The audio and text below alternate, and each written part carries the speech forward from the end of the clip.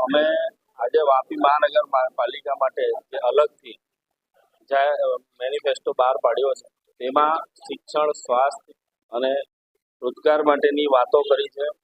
વાપી શહેરની ક્લિનિંગ માટેની, બીજું મહાનગરપાલિકાની અંદર હદમાં આવતા જે 11 મુદ્દાઓ છે તે અમે એમાં સમાવ્યા છે.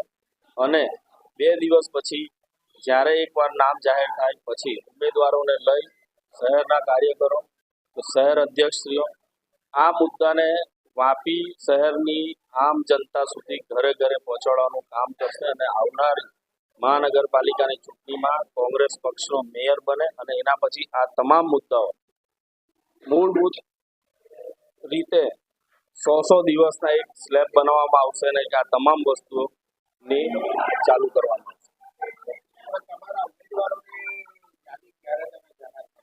લગભગ 24 થી 48 કલાકની અંદર યાદી જાહેર થઈ જશે. તે યાદી લગભગ ફાઇનલ જ છે.